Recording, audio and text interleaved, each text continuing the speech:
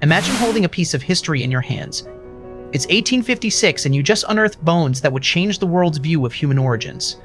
These were Neanderthal 1, the first recognized Neanderthal fossil.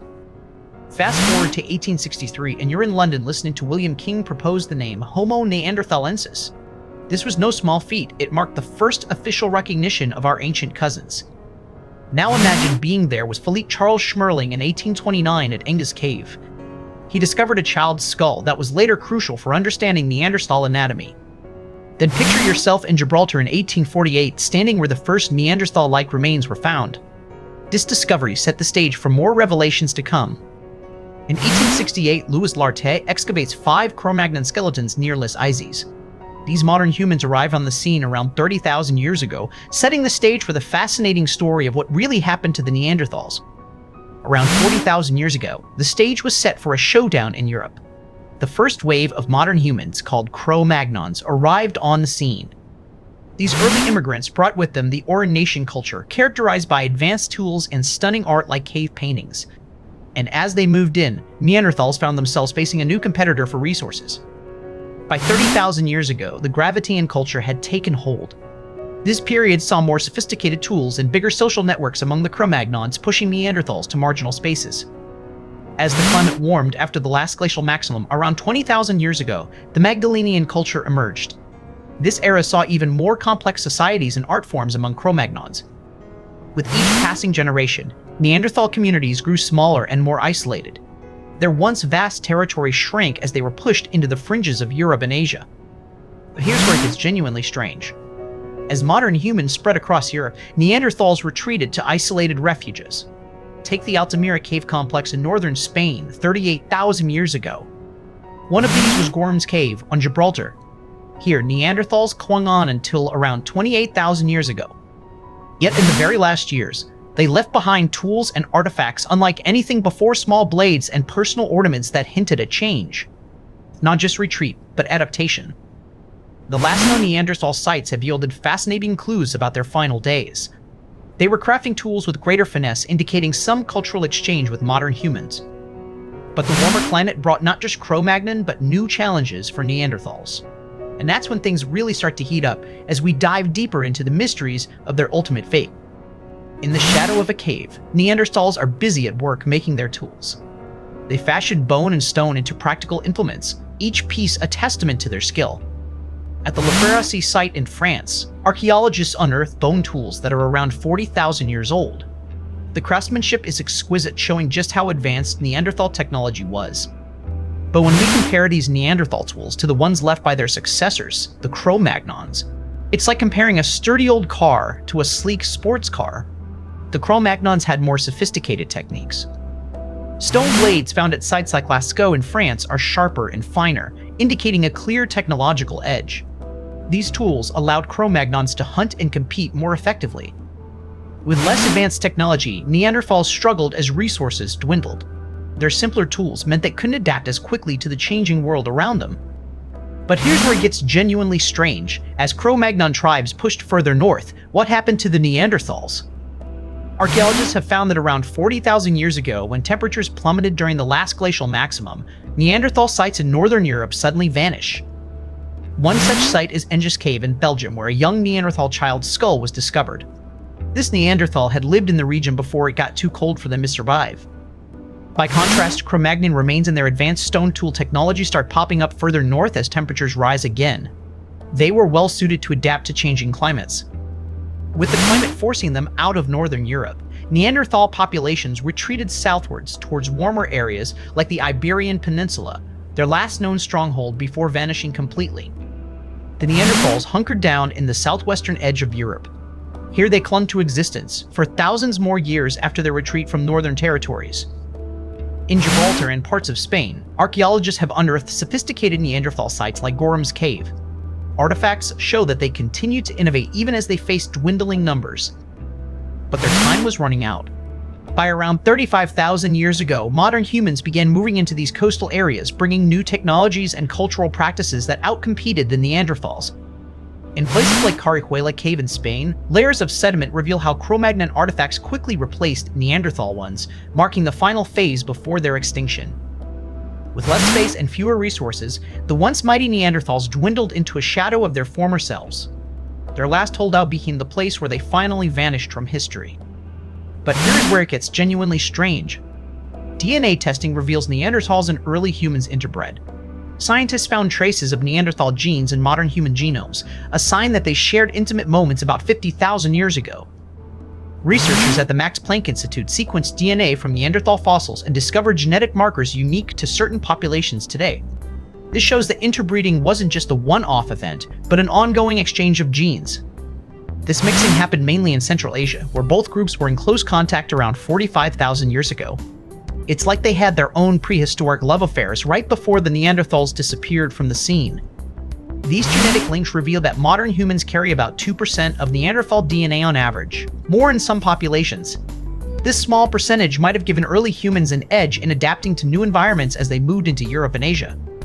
So while the exact reasons for their extinction remain a mystery, genetic evidence tells us Neanderthals left behind a piece of themselves in each of us.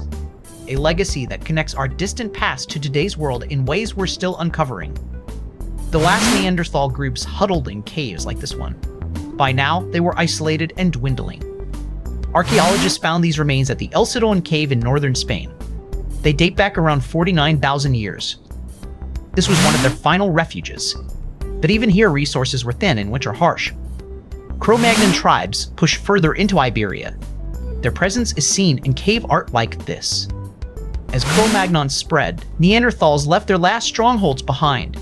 By around 40,000 years ago, they were gone. But here's where it gets genuinely strange. The Neanderthals' extinction happened almost exactly 40,000 years ago. That's when Homo sapiens arrived on the scene with a new culture called Aurignacian.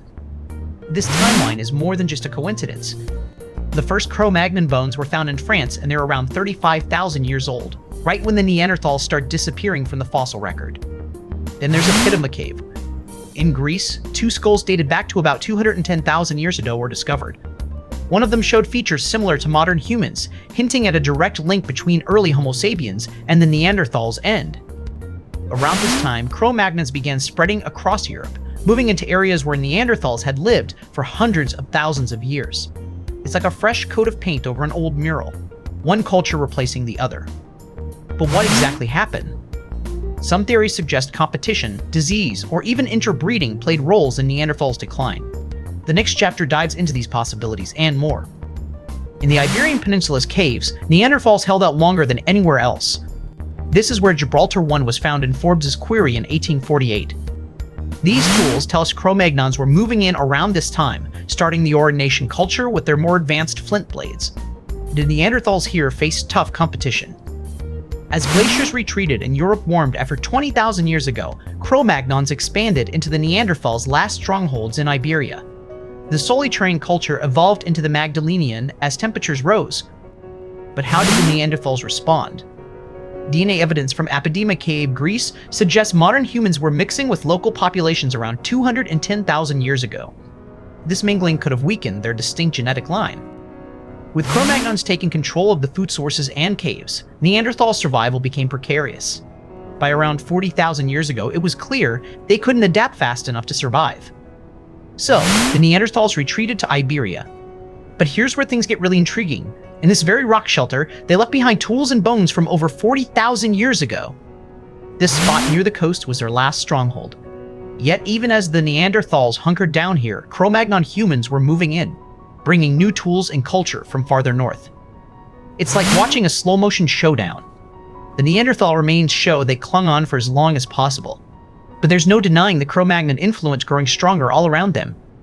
Think about this. By 30,000 years ago, we see a clear map of modern humans expanding across Europe and pushing Neanderthals into smaller and smaller spaces. No retreats left.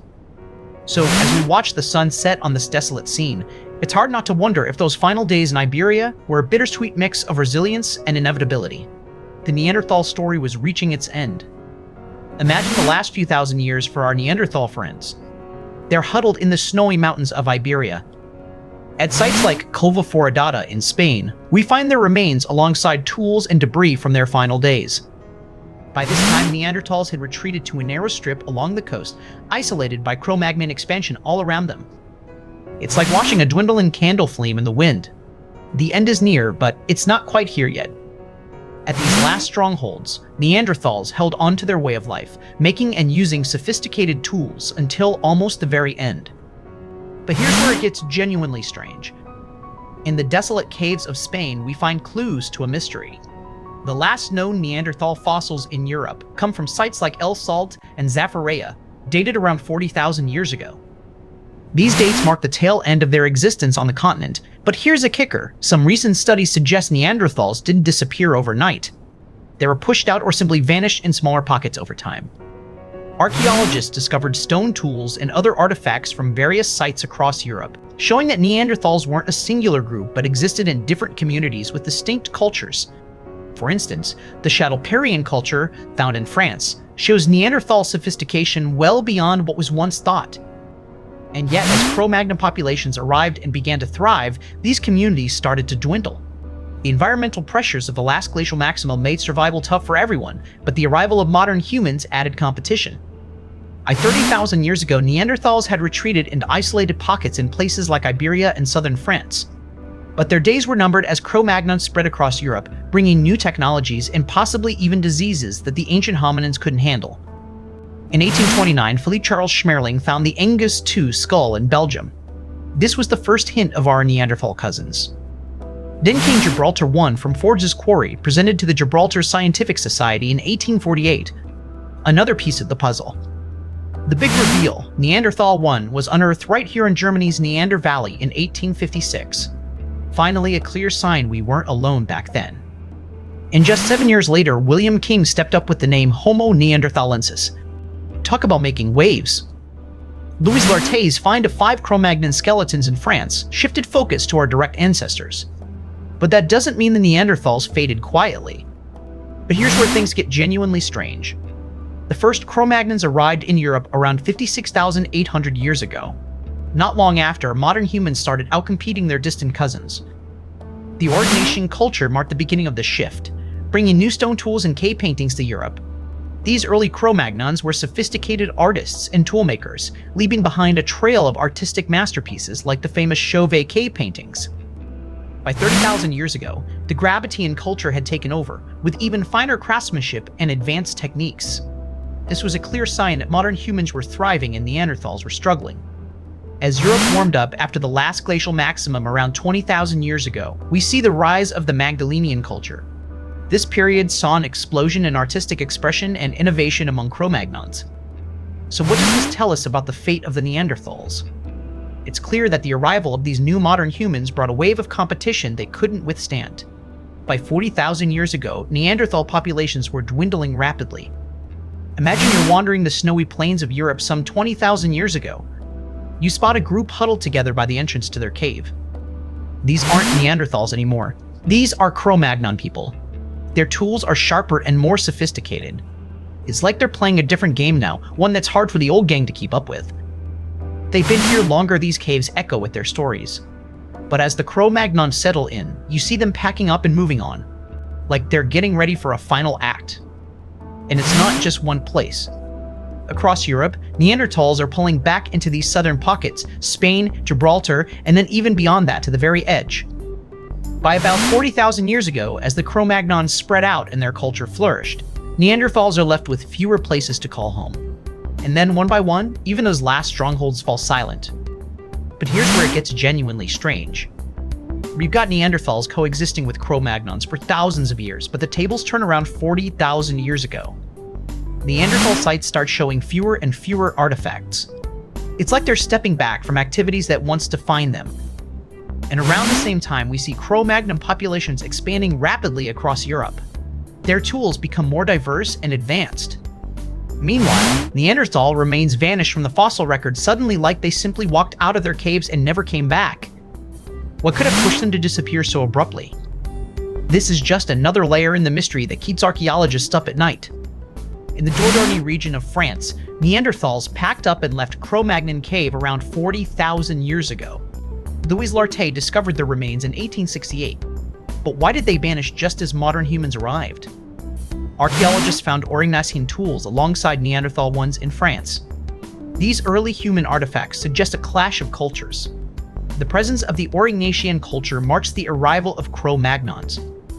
At sites like Chauvet Cave, stunning cave paintings indicate modern humans were already flourishing here by 30,000 years ago.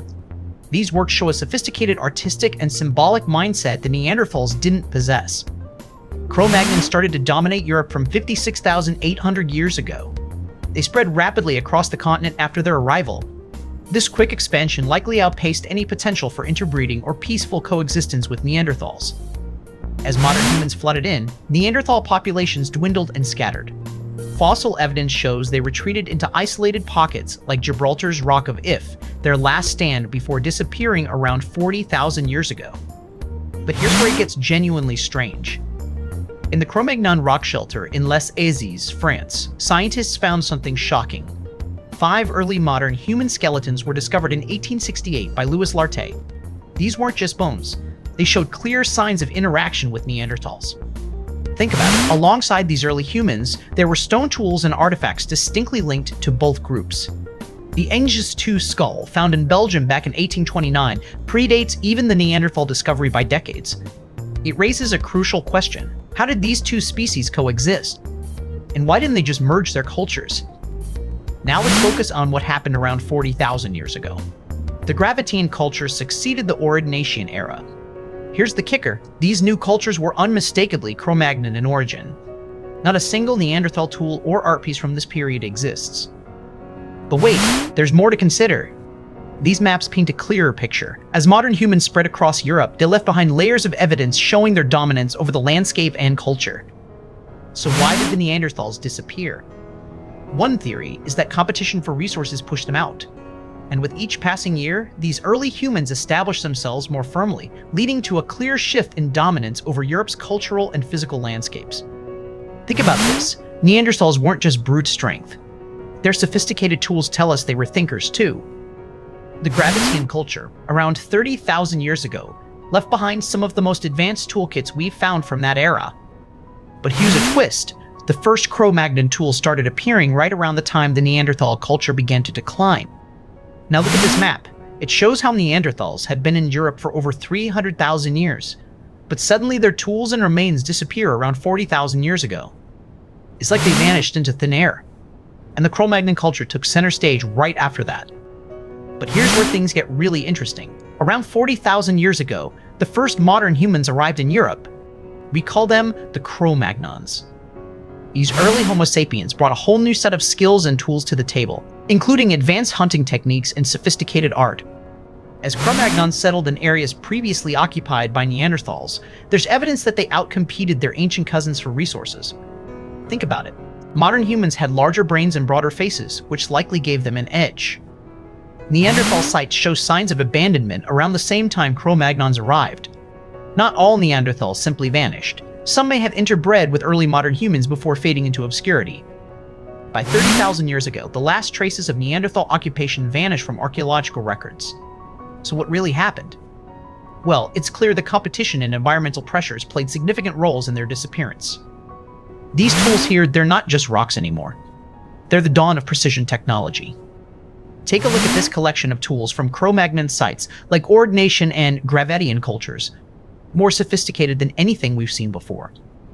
Imagine these folks navigating through Ice Age Europe with detailed maps in their heads. No GPS, just smarts and tools.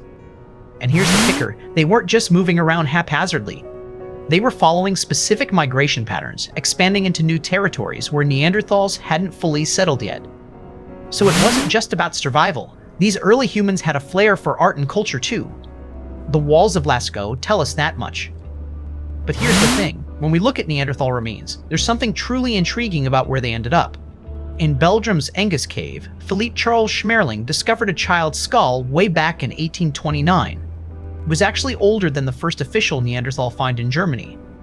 This little discovery threw everything into question because it pushed back our understanding of when Neanderthals might have appeared by a few thousand years. Suddenly, scientists had to rethink their timelines.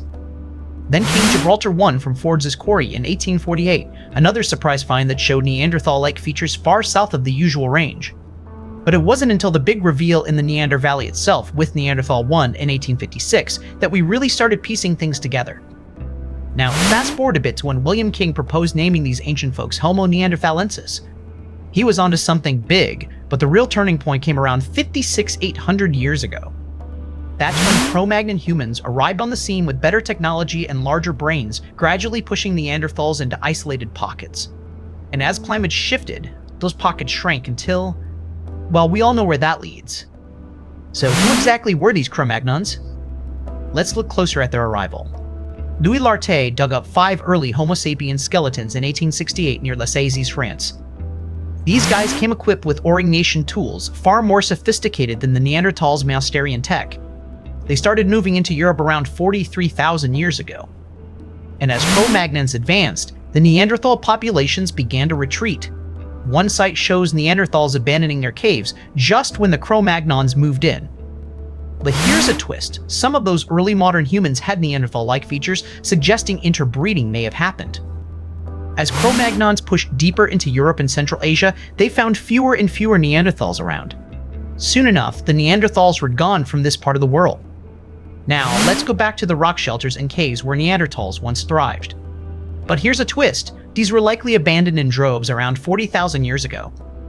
Neanderthal groups would have packed up their belongings, those ancient stone tools and campfires, and moved out to make space for the incoming Cro-Magnon clans. The map shows a clear pattern of movement from west to east as Neanderthals began their exodus. It wasn't an overnight decision, but a gradual retreat over generations. One fascinating site is Epidema Cave in Greece. Recent studies suggest there were early modern human remains dated back to around 210,000 years ago, hinting at an earlier encounter and coexistence with Neanderthals. But what caused this mass exodus? The arrival of the Cro-Magnon people surely played a role. They were better equipped to adapt, with larger brains and advanced tool-making techniques that gave them an edge in survival. By 40,000 years ago, the final Neanderthal populations were dwindling. Their tools and bones tell us a sad story of departure. But where did they go? Some migrated east to warmer climates. The Epidema Cave skulls in Greece hint at this journey, dated around 210,000 years ago. But the harsh reality of ice sheets and limited resources made it hard for Neanderthals to adapt. They weren't just outcompeted, they were overwhelmed by nature's fury. Archaeological sites like Gorham's Cave in Gibraltar show signs of their last stand.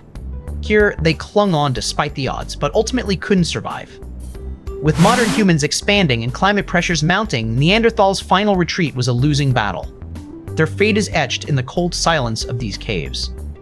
But here's where it gets genuinely strange. Neanderthals were making some pretty sophisticated stuff too, right up until the end. Archaeologists found an array of hand axes and spear points in Belgium dating back to around 40,000 years ago. It's as if Neanderthals were trying to keep pace with the Cro-Magnons moving into their territory. Then there's Epidema Cave in Greece. Skull fragments found there suggest modern humans arrived earlier than we thought, around 210,000 years ago. Yet Neanderthals were still around until much later. So why did the Neanderthals disappear? Theories abound, but one thing's clear: their last stand wasn't just about being outsmarted by Cro-Magnons. It was more complex than that. Some researchers suggest a combination of environmental pressures and competition for resources might have pushed them to extinction, but with new findings, the mystery only deepens. The Aurignacian culture marked the first major Upper Paleolithic period in Europe, brought by the early modern humans known as Cro-Magnons. These newcomers were equipped with advanced tool-making techniques and a flair for art.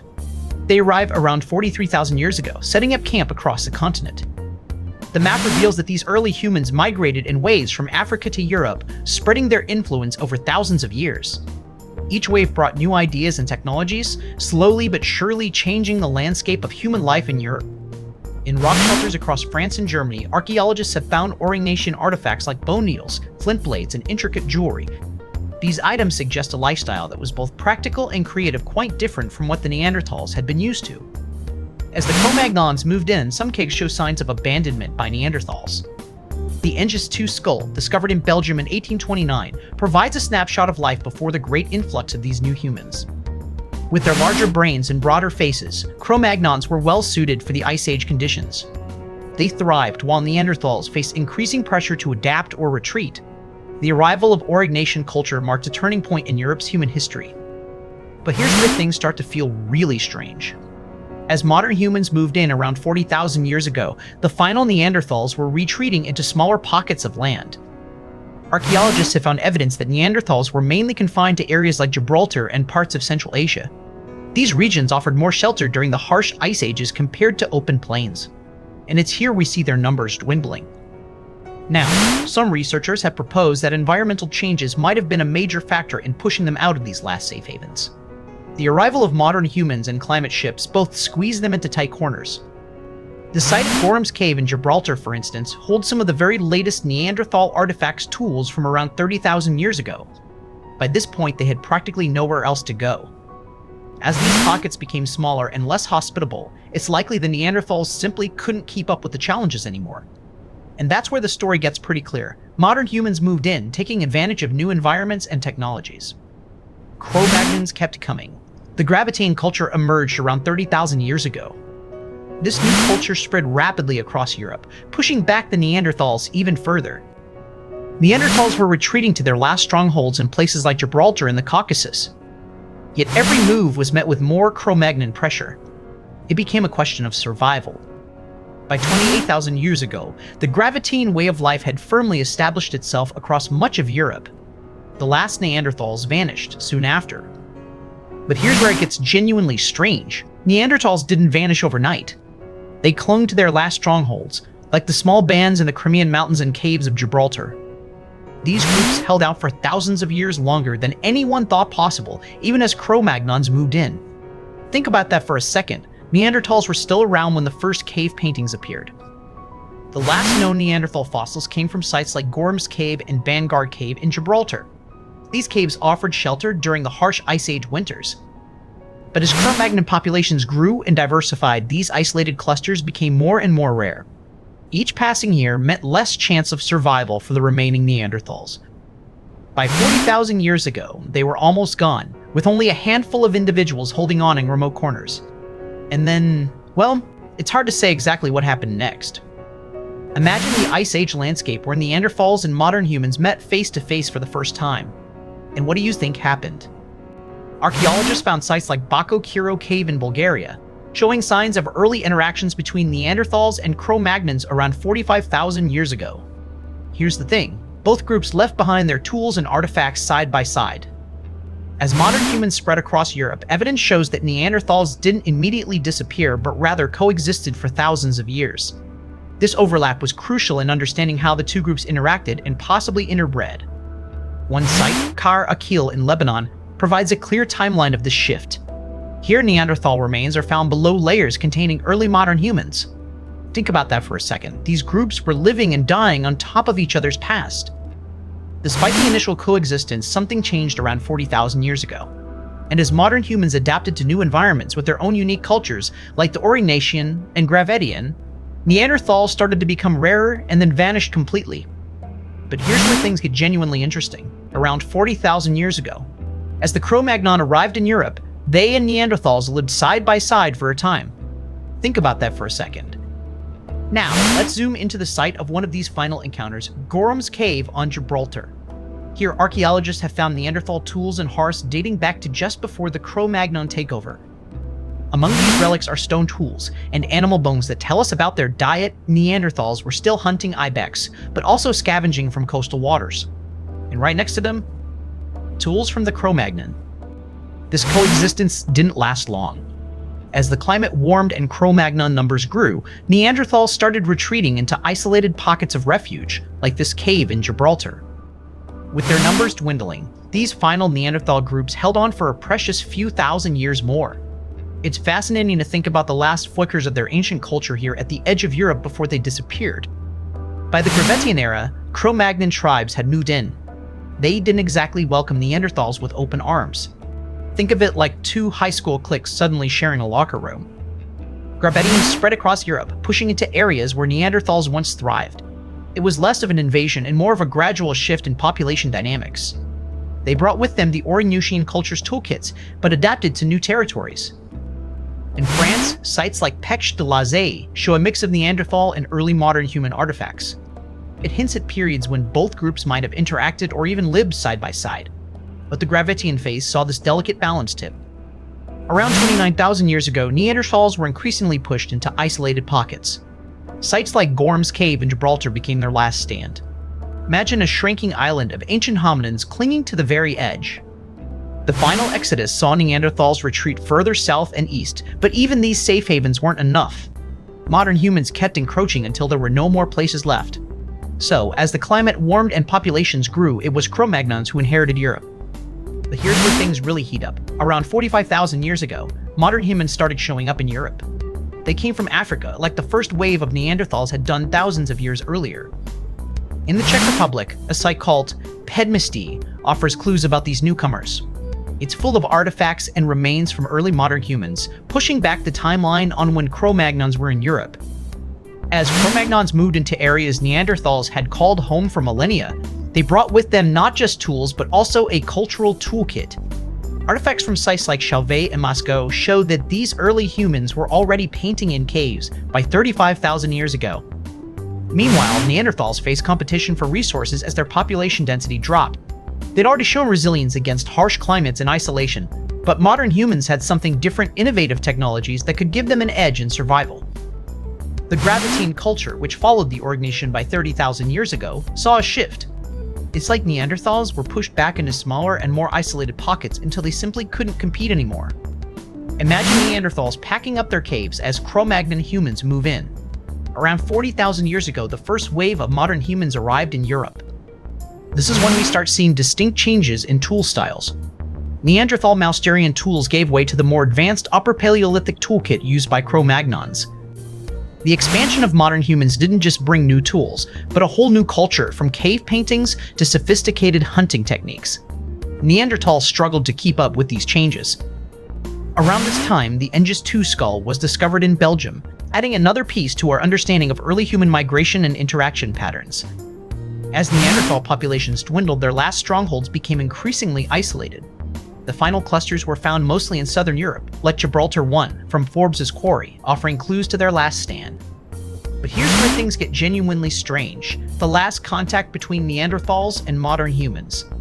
In 1907, a rock shelter in Belgium called Engis yielded a skull of a young Neanderthal child for around 35,000 years ago.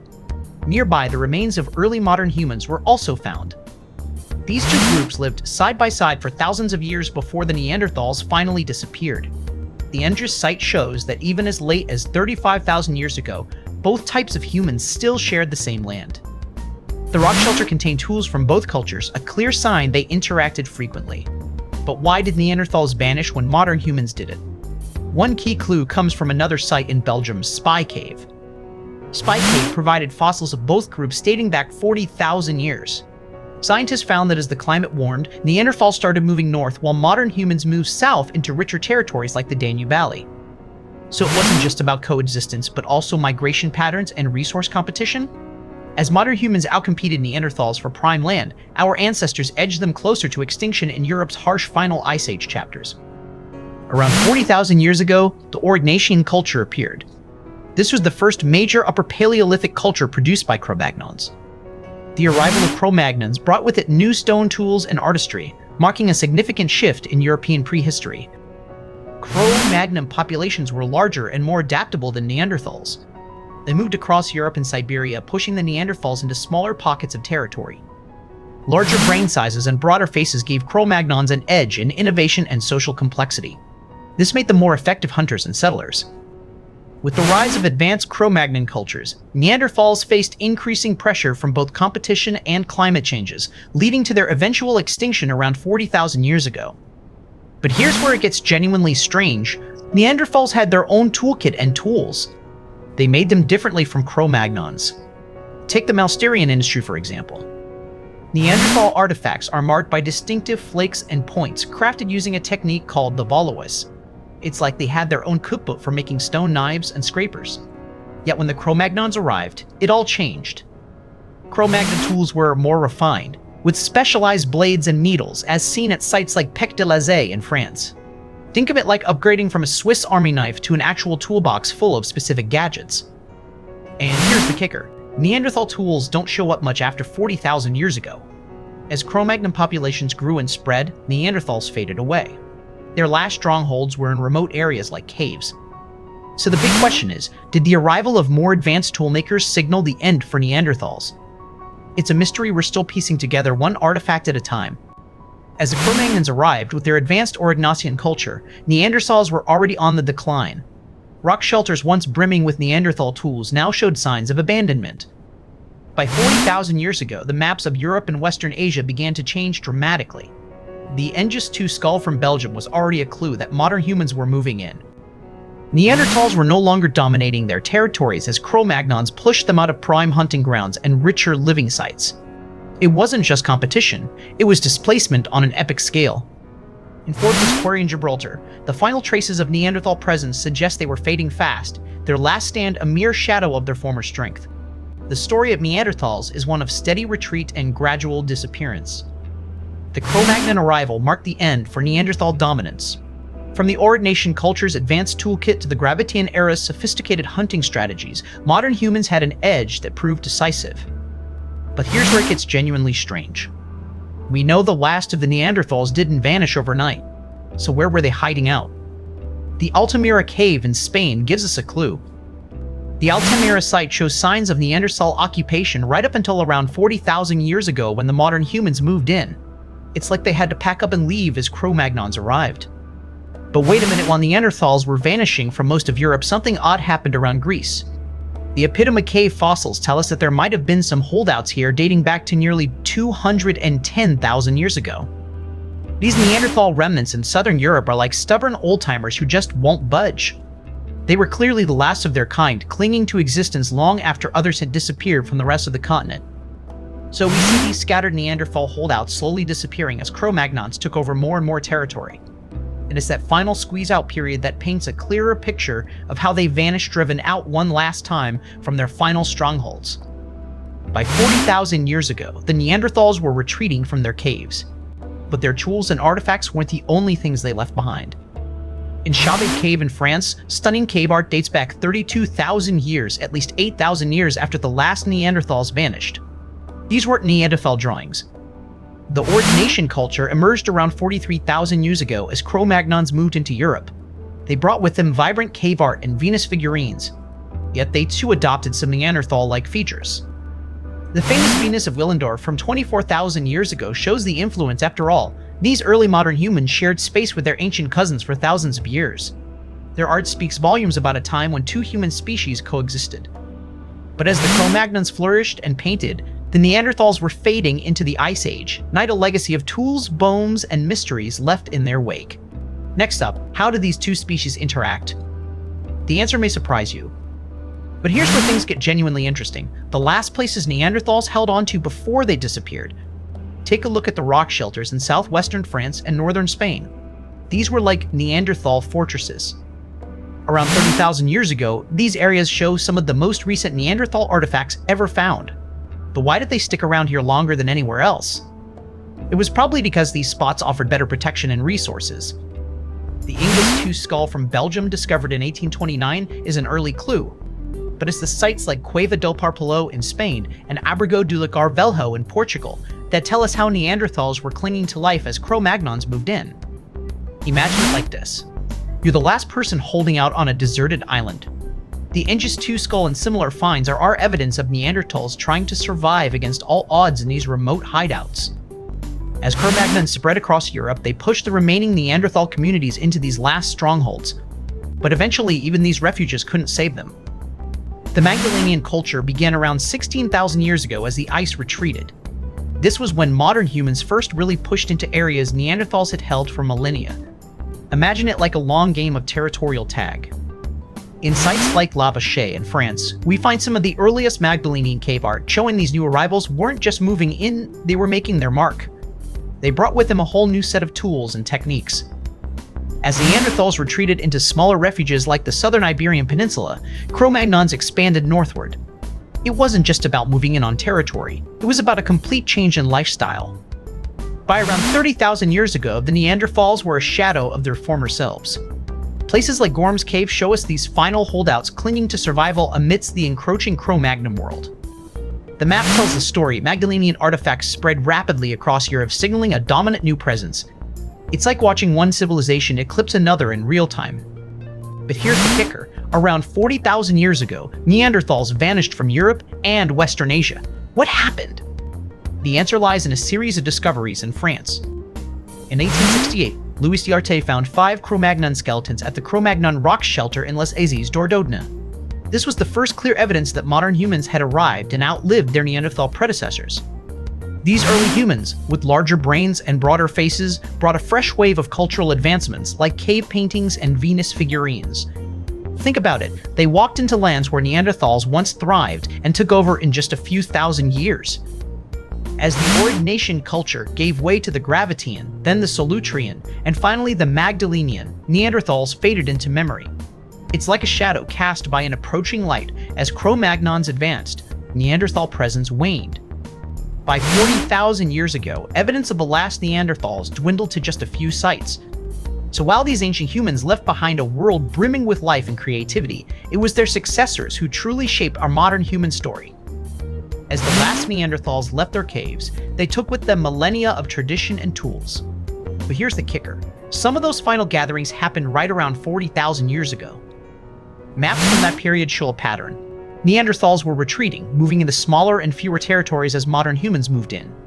It's like watching an old kingdom shrink to its last castle before it falls.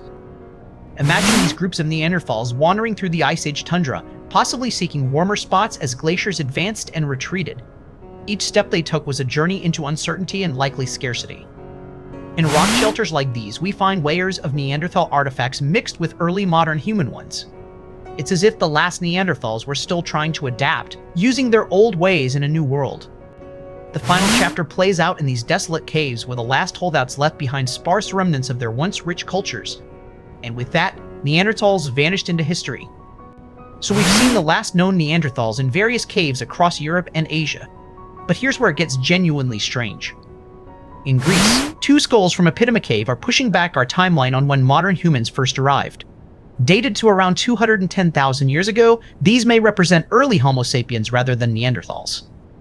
Think about that for a second. If these really were modern humans beating the Neanderthals to Greece by over 100,000 years, it completely shakes up our timeline of human migration. And here's where things get even more intriguing. One theory suggests that early modern humans might have taken a coastal route from Africa to the Near East and Europe, bypassing Neanderthals in inland areas for tens of thousands of years. With this new evidence, it looks like we've got more questions than answers about when and how modern humans truly took over the land. And that leaves us asking, what really happened to the Neanderthals? We'll keep digging. Imagine the last Neanderthals moving through a frigid world. Sites like Gorham's Cave show they clung to the southern coastlines of Europe. In Gibraltar, their final holdouts left behind flint tools and harsh remnants of a dwindling tribe pushing against the rising tide of Cro-Magnon culture. As modern humans moved in with more advanced tech, Neanderthals retreated further south. By 35,000 years ago, they were isolated to small pockets like Gorham's Cave. These last bastions of Neanderthal life eventually emptied out caves, left bare except for the traces of their final days. Not much time passed before all was quiet. With each step north, Cro-Magnon dominance grew, pushing Neanderthals back until there was nowhere left to go but into the pages of history. But here's the thing nobody tells you. Modern humans didn't just move in after Neanderthals left, they completely changed the game. When Cro-Magnons arrived with their Aurignacian culture around 43,000 years ago, they brought new ways of living that were far more advanced than anything Neanderthals had before. Think about it. These humans could create intricate cave art and sophisticated tools. Now, the Magdalenian culture emerged around 20,000 years ago as Europe started to warm up post-last glacial maximum. These early modern humans had larger brains and were more versatile in adapting to changing climates. And here's where it gets interesting. The sudden influx of Cro-Magnons with their superior technology and social structures likely outcompeted Neanderthals for resources. It's like if a new kid came to school with better skills and everyone started following them instead.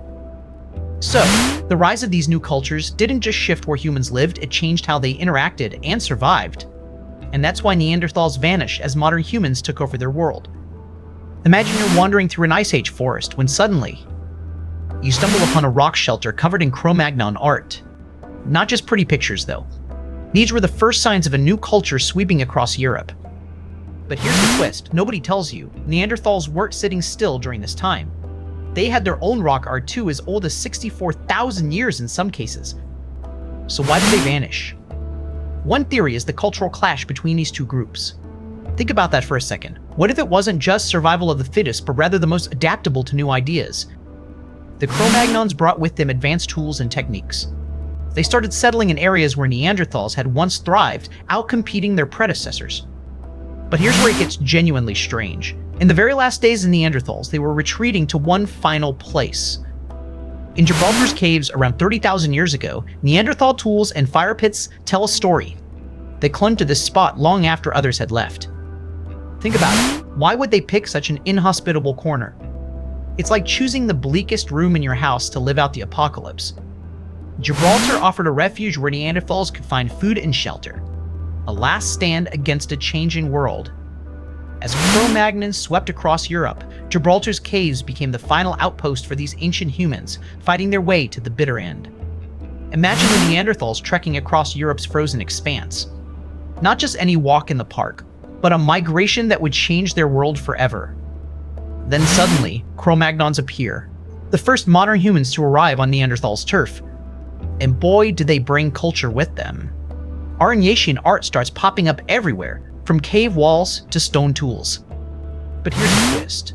When Cro-Magnons showed up, Neanderthals didn't just fade away quietly. They hung on, adapting and surviving for thousands of years alongside their newer neighbors. Think about that. Coexistence in the Ice Age wasn't an impossible dream. Still, those early modern humans had a significant edge. Larger brains, lighter skin for better vitamin D synthesis. It's like they came equipped with the latest survival gear. So why did Neanderthals vanish? Maybe it wasn't just one reason, but a combination, from competing cultures to shifting climates. And let's not forget, sometimes in history, extinction isn't always about losing out, but about being outcompeted. So we've got these Neanderthals pushing further into the fringes. But here's where it gets genuinely straight. Why did they vanish when Cro-Magnons thrived? The Engis II skull, discovered way back in 1829, gives us a peek at early Neanderthals. But guess what? It also hints that modern humans had already made the scene. Then there's Gibraltar 1 from Forbes' query in 1848, another clue suggesting Cro-Magnons and Neanderthals were overlapping way before we thought. Talk about neighbors with a tight timeline. Now the first Cro-Magnon bones found by Louis Lartet in 1868 show they had bigger brains and broader faces compared to us today. But here's the kicker, they also exhibited some Neanderthal-like traits. So as Cro-Magnons pushed into Europe with their Aurignacian culture around 40,000 years ago, they brought not just new ways of life, but also possibly a bit of Neanderthal DNA. That's right, modern humans might have mixed it up with Neanderthals. In the last chapters, we see Neanderthals retreating and declining. Here's a surprising fact, as modern humans arrived, Neanderthal artifacts became fewer and less complex. Aurignacian culture swept in around 40,000 years ago, bringing finely crafted bone needles and flake stone tools. Neanderthal tools, once varied and robust, now dwindled to a few crude flakes. Why the sudden decline? Some researchers suggest competition for resources forced them into marginal habitats where survival became brutal. Fewer materials meant simpler tools. The Gravettian and Solutrean followed, each with their own distinct style of art and toolmaking. Neanderthal sites became less frequent and barren. By the time of the Magdalenian period, about 20,000 years ago, Neanderthals had vanished entirely from the archaeological record. Their culture's last echoes faded into history. So we've talked about the Neanderthals fading away and the Cro-Magnons taking over. But here's where it gets genuinely strange. In rock shelters across Europe, evidence shows Neanderthals were making art before modern humans even arrived. The Engis II skull from Belgium in 1829 hints at a culture richer than we once thought. Yet despite their own artistic flair and advanced tool use, the Neanderthals vanished as Cro-Magnon groups expanded. So did modern humans just outcompete them? Or was it something else? Some scientists suggest a climate shift around 40,000 years ago could have tipped the balance. Europe's cold snap hit Neanderthals harder, who lived in fewer refuges than Cro-Magnons. Maybe it wasn't a sudden clash, but a slow squeeze over generations as resources dwindled. The last known Neanderthal remains in Gibraltar tell an epic tale of survival against the odds before they finally faded away. Imagine a rock shelter filled with Neanderthal tools and artwork. Now picture the same space weeks later. Empty, just a few basic items left behind. What happened to all those complex artifacts? They didn't vanish overnight. Here's the thing nobody tells you. Modern humans likely inherited Neanderthal tools and culture as they moved in. So why did some of the artifacts disappear? As Cro-Magnons expanded into new areas, their own rich Aurignacian culture took over. The transition was gradual, but it left a mark on what Neanderthals had left behind. Over time, the more advanced artifacts faded out. It's like they were replaced by simpler Cro-Magnon items, as if there was a cleanup crew moving in. But here's where it gets genuinely strange. As Cro-Magnon culture spread, Neanderthal artifacts got rarer and rarer. In places like the Châtel-Perronian layer of Grotte-Renain in France, we find a mix of Neanderthal tools with some early modern human trinkets, hinting at cultural overlap. This is the last gasp of Neanderthal culture, where you'd expect to see their final artistic expressions. Yet even here, the evidence fades into a shadowy blur. The few tools and trinkets left behind are like echoes of an extinguished flame. By 30,000 years ago, Neanderthals were retreating to their last strongholds around Gibraltar, with Cro-Magnon culture spreading in from all sides. It's like they were pushed into a corner and squeezed out. In the end, these caves are almost bare except for some simple tools that could be made by anyone. The complex Neanderthal culture we see in earlier layers is gone, as if it was simply too much to keep up against the tide of change. And with that, the question becomes stark. Did Neanderthals fade away, or were they forced out?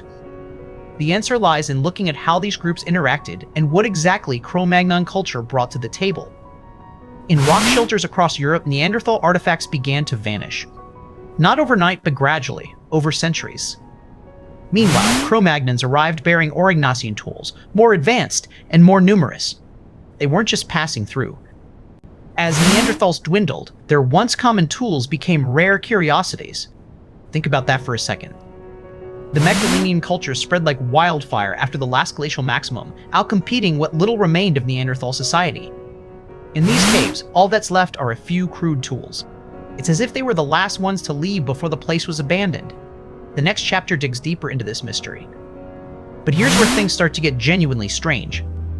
As Cro-Magnons entered Europe with their Magdalenian culture around 20,000 years ago, they brought with them a suite of tools and techniques that Neanderthals had never seen before. The Solutrean evolved into the Magdalenian as Europe began to warm after the last glacial maximum. You might wonder if the sudden influx of new culture was a peaceful exchange, or something more confrontational. What we do know is that these Cro-Magnon migrants quickly outpaced Neanderthals in terms of tool diversity and artistic expression, marking the beginning of their dominance across Europe. Neanderthals had left behind some impressive cave art, but once the Magdalenian culture took hold, these shelters started to brim with new styles. Imagine walking into a rock shelter and seeing not just ancient scratchings, but vibrant murals depicting animals in motion. Now, think about this. As Neanderthals saw their way of life being overtaken by these new arrivals, they likely struggled to adapt or compete. The evidence suggests that within a few thousand years, Neanderthal artifacts began disappearing from the archaeological record altogether. So, while we can't know for sure how every encounter between Cro-Magnons and Neanderthals played out, it's clear that this new culture marked a significant shift. The Magdalenian Migration signaled the end of an era for our distant cousins. Here in the rock shelter, you see just a handful of tools left behind. Neanderthals once filled these caves with intricate artifacts, but now only basic stone tools remain. This map shows their retreat routes as modern humans moved in. The Neanderthal presence is shrinking, leaving their world to Cro-Magnons and their Aurignacian culture. In this rock shelter, a faint image of a bison can be seen, one of the last known paintings left behind by Neanderthals. It's like finding a whisper in the wind. But here's something you might not know. While we often think modern humans outcompeted Neanderthals, some researchers now suggest they interbred more than once. The genes tell us this story. So as the last artifacts disappear and the landscape grows desolate, it's clear that Neanderthal culture is fading fast. Yet their legacy lives on in our DNA, a reminder of how intertwined our histories truly are. But here's where things get genuinely strange. The moment modern humans arrived on Neanderthal turf. Around 40,000 years ago, Cro-Magnons showed up in Europe and started making their mark. Not exactly a warm welcome for the locals. Cro-Magnon migrants brought with them sophisticated tools and art, unlike anything Neanderthals had seen before. And they weren't just passing through, they were here to stay. By 30,000 years ago, the once dominant Neanderthal cultures began to fade as modern humans settled in. It's like the tide just rolled in and took over. With Cro-Magnons firmly establishing themselves across Europe, Neanderthals retreated further into isolated corners until they disappeared from the fossil record around 40,000 years ago. But their story doesn't end there. Imagine you're a Neanderthal living through the last ice age. Suddenly, this big-brain new kid on the block shows up. Cro-Magnons moved into Europe around 56,800 years ago, bringing with them a sophisticated Aurignacian culture. But here's the twist. Early Cro-Magnon settlers didn't just move in. They brought their art and tools, quickly outnumbering Neanderthals. Why did this happen? Well, modern humans had some serious advantages. Bigger brains, broader faces for better breathing at high altitudes, and lighter skin to soak up more vitamin D. All these differences added up. Modern humans adapted faster to changing climates, and their larger social networks meant they could share innovations and resources.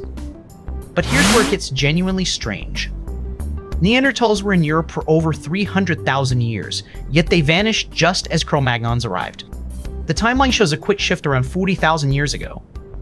In the Engis cave in Belgium, the remains of an older Neanderthal child were found in layers dating back to about 210,000 years.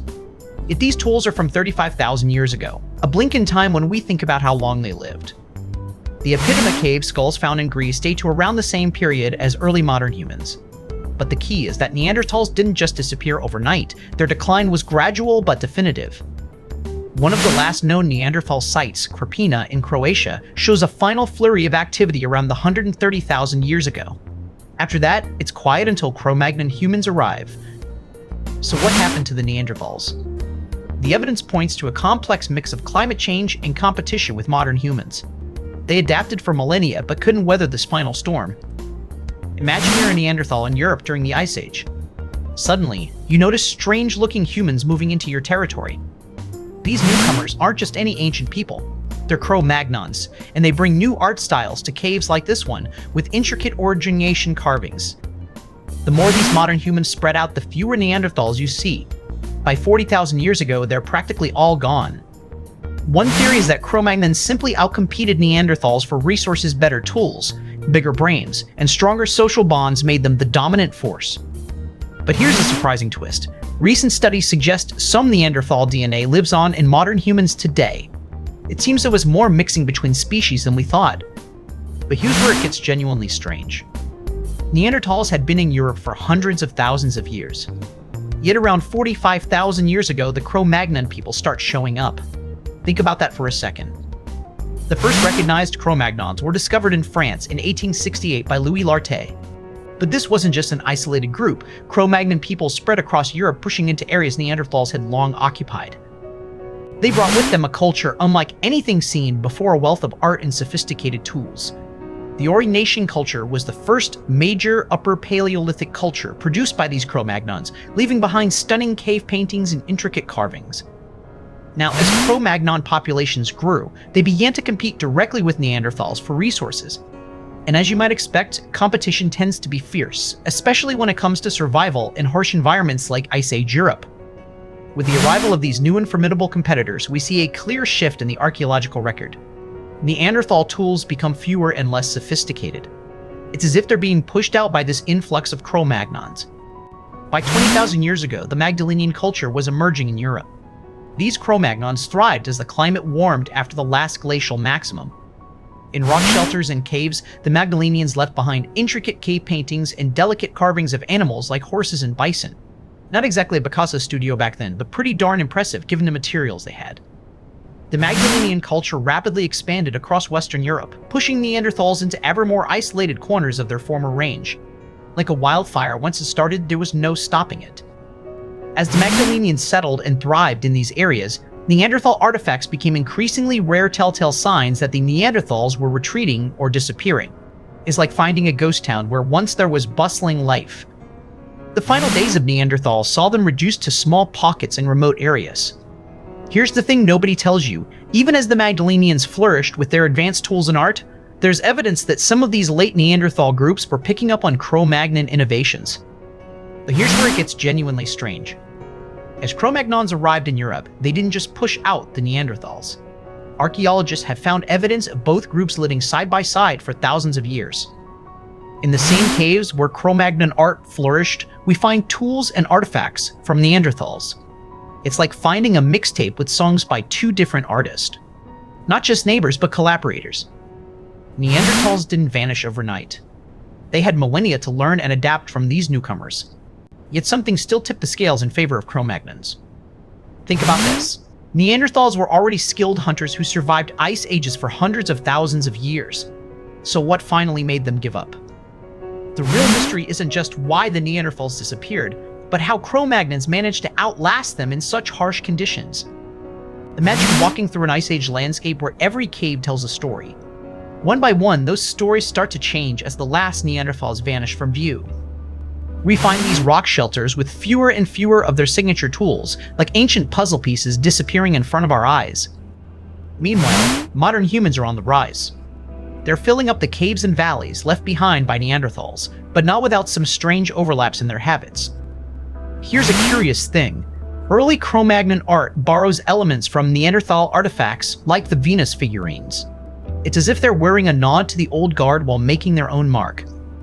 As we look deeper into these caves, it's clear that the transition wasn't just about who was there, but what they left behind. The Neanderthal presence fades from the art and tools, signaling a complete cultural shift. So let's backtrack to when the first Cro-Magnon humans met Neanderthals. But here's where it gets genuinely strange. Those early moderns sometimes had kids with the Neanderthals. Archaeologists found DNA in ancient bones that proves our ancestors weren't just hanging out, they were hooking up, as they say. One skeleton from Romania shows a mix of modern human and Neanderthal genes. Think about that for a second. Now, when this happened around 45,000 years ago, it raises the eyebrow. If our ancestors were interbreeding with Neanderthals, why didn't they survive? Not cigarettes, not cigars, so what gives? Well, some scientists think maybe it wasn't about brute strength or even smarts, more the environment they could thrive in. Early humans adapted better to climate shifts and found more resources. And so, as glaciers advanced and retreated, Neanderthals got pushed back into smaller pockets until finally, around 40,000 years ago, they disappeared. Not a bang, but a whimper in the vast silence of history. By the time of the Magdalenian culture, Neanderthals were nearly gone. In fact, some holdout groups clung to life in remote corners until very late. The last Neanderthals likely hid out in caves like this one, far from Cro-Magnon populations. Think about it, if you're the only group left, how do you survive? One of these holdout Neanderthals was found at Saint-Césaire in France, dated to around 36,000 years ago. Here's a surprising fact. This individual had some Cro-Magnon features suggesting interbreeding. It's like the Neanderthals were playing hide-and-seek with modern humans. They retreated to spots where the climate was more hospitable and food sources remained stable. In these isolated refuges, we find evidence of both Neanderthal and Cro-Magnon artifacts mixing together, suggesting a period when they lived side by side or even exchanged resources. This blending wasn't just about survival, it was also the last dance of two ancient cultures. But here's where it gets genuinely strange. In the Apodyma cave in Greece, we found skulls dating back 210,000 years. They might be some of our earliest modern human ancestors. Yet right next door to these early Cro-Magnon remains are Neanderthal bones from a later period. This overlap tells us there was direct contact between these two groups. Think about it for a second. Modern humans and Neanderthals were neighbors in time and space, and we know from DNA studies that they mixed. Now here's the kicker. Genetic markers show this mixing happened more than once over thousands of years. It wasn't just a fleeting encounter, but an ongoing relationship. So when we ask what really happened to the Neanderthals, it turns out they didn't vanish quietly into the night.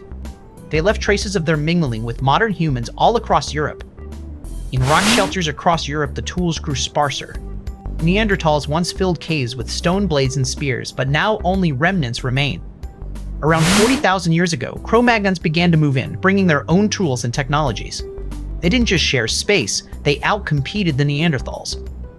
Imagine this, as the climate shifted during the last ice age, Neanderthal tool use became less frequent and more rudimentary. Meanwhile, Cro-Magnon tools grew increasingly sophisticated. It's not just about who made better tools. Cro-Magnons had a wider network of trade routes and shared innovations, allowing them to adapt faster and thrive longer. So why did the Neanderthals fade? Well, here's something surprising. It wasn't just about brain size or raw strength. It was about social connections and cultural exchange. The final Neanderthal toolkits are a stark reminder of a once thriving society that simply couldn't keep up. The last remnants of Neanderthals in these caves are incredibly rare. Just look at the scene, a solitary bone fragment barely recognizable against the rocks. These isolated spots become more and more desolate as time goes on. The tools we find here grow increasingly scarce and crude compared to their sophisticated earlier counterparts. Like watching an artist's palette being slowly cleared away. In one final twist of fate, the last Neanderthals seem to have been moving on foot from place to place. Imagine wandering across a frozen tundra with nothing but the clothes and tools you carry. These maps show the final retreat routes that Neanderthals took, moving towards dwindling pockets of territory before disappearing entirely. It's like watching a candle flame slowly snuffed out. In these final shelters, what little we find hints at a society in its last breaths: simple tools, fewer artifacts, and an almost ghostly silence. Here ends the story of Europe's original inhabitants. Neanderthal tools were fading from the scene, but there's one surprising detail you might not know. In some places, Neanderthals' last refuge showed a strange overlap. At sites like Chauvet-Pont-d'Arc in France, Cro-Magnon cave paintings appeared next to old stone tools, suggesting the two species shared spaces. Imagine Neanderthals and early modern humans rubbing elbows. One theory suggests they might have traded or learned from each other's tool-making techniques. It's like they shared kitchen gadgets at a house party. But here's the twist. Even as Cro-Magnons were moving in with their fancy Aurignacian tools, Neanderthals still held on to their tried-and-true Mousterian methods, like an old-timer refusing to give up a well-worn hammer for something shiny. This intermingling didn't last long, though. As Cro-Magnon populations grew and spread across Europe, Neanderthal communities shrank into isolated pockets. And that's where things started to change for good. But here's where it gets genuinely strange. While Neanderthals were hanging on for dear life, a new breed of human was arriving in Europe. The Cro-Magnon people started showing up around 800 years ago.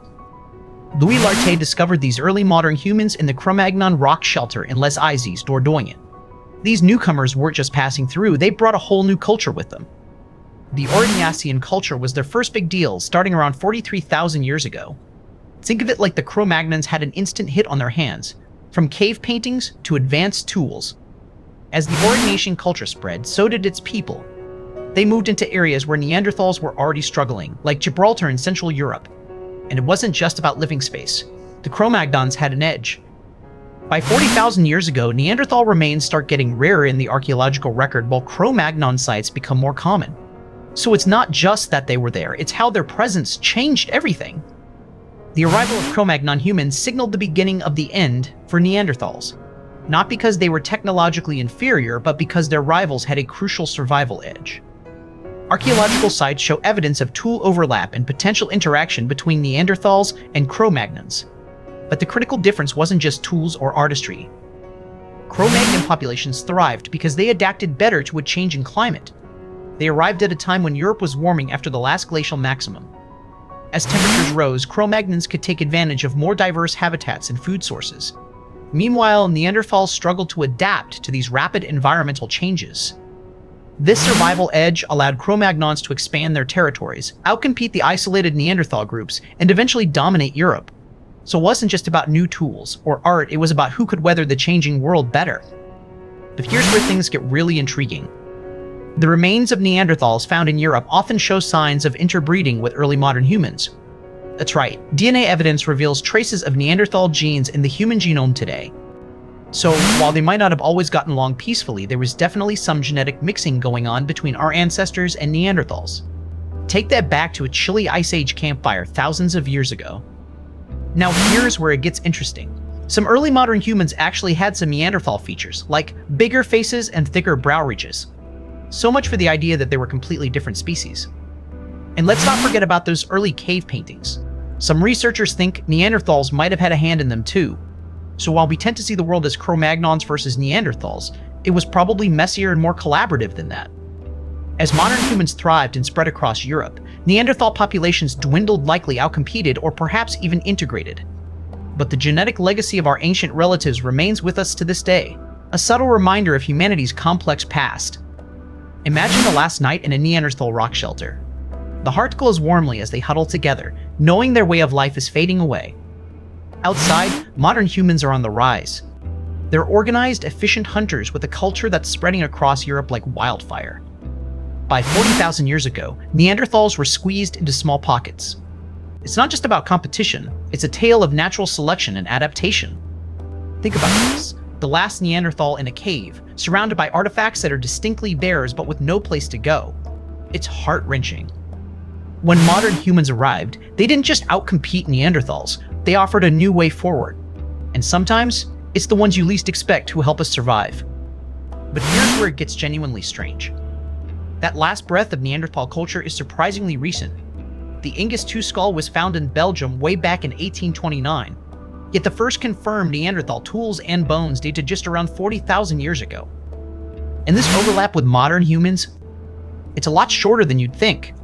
The Cro-Magnons arrived in Europe about 56,800 years back, but the Neanderthals hung on until roughly 40,000 years ago. It's like they were here one moment and gone the next. The timeline is so tight that it raises some serious questions. Did modern humans outcompete them?